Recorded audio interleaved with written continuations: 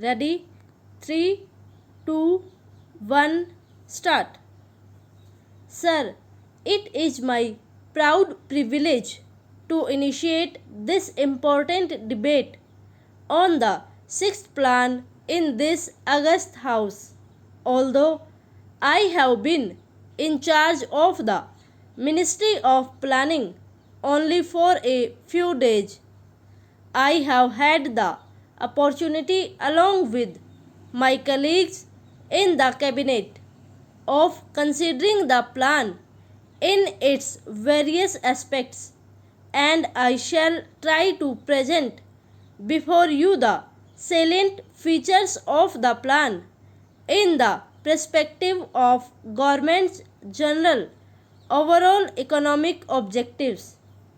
Let me say at the outset that the sixth plan, covering the years 1980-81 to 1984-85, has been formulated in the light of the development experience of the past 3 decades and the perspective we need to keep for the next 10 to 15 years.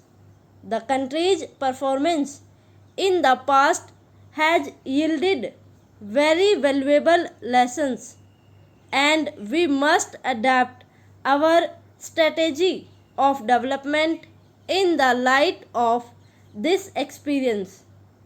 The initial conditions from which the plan had to commence were far from favorable. 1979-80 was a drought year, during which agricultural production slumped.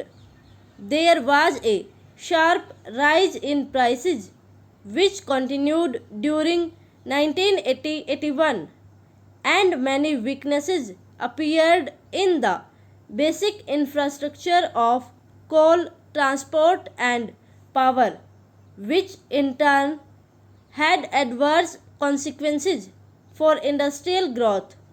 Internationally, we faced a sharp rise in prices of petroleum and other imports, while recessionary conditions in the industrialized world held out a threat for our exports. In a situation such as this, it was not easy for the government and the Planning Commission to chart the course of the country for the next 5, 10, or 15 years, which would be bold or definitive. At the same time, the problems facing the country are so acute that solutions brook no delay.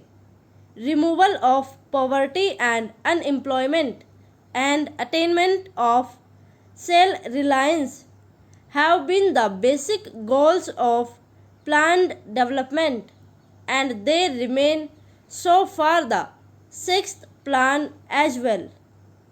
In order to move forward towards these objectives, it is essential, although not sufficient, to achieve a high rate of growth of national income. The plan thus aims at a growth rate of 5.2% per annum.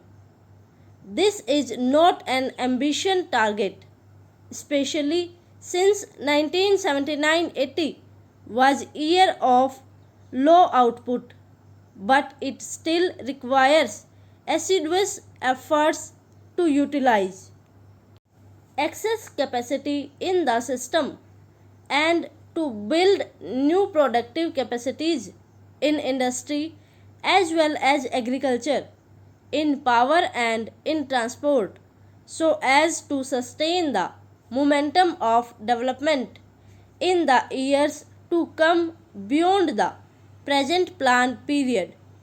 We think this effort can be made. Indeed, in the first 18 months since this government came to power, such an effort has been made.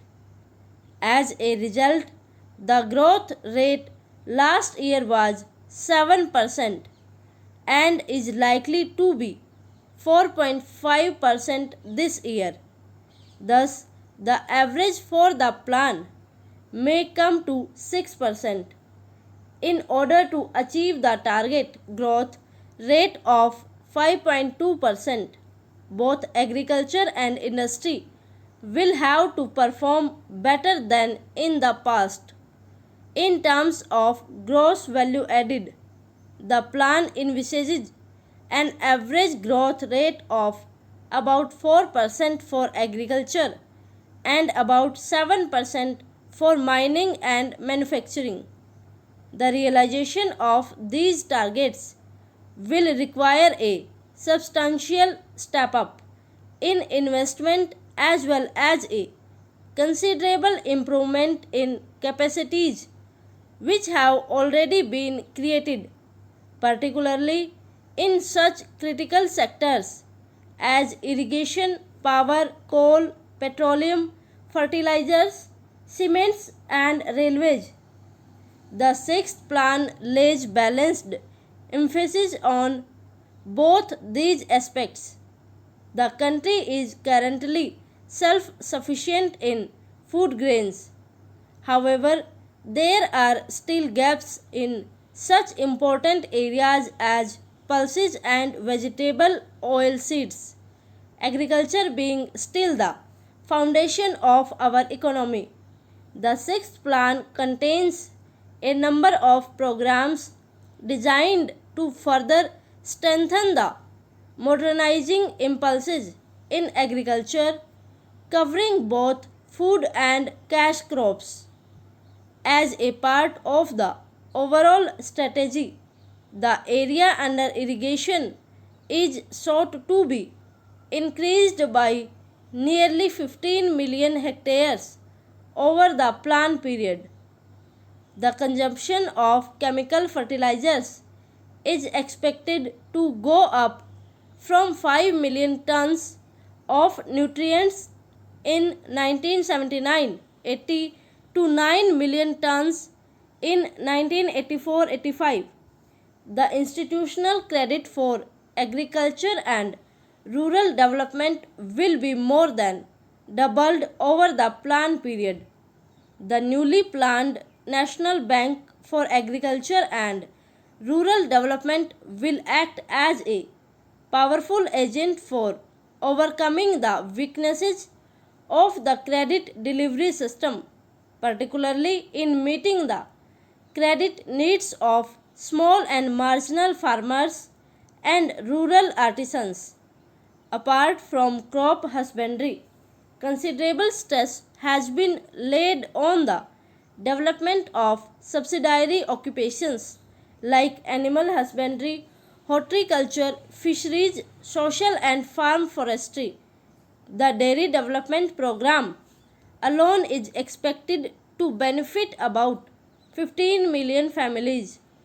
It is the declared policy of the government to provide remunerative prices for farm produce and to strengthen the infrastructure for marketing so that farmers have an adequate incentive to produce more. Over.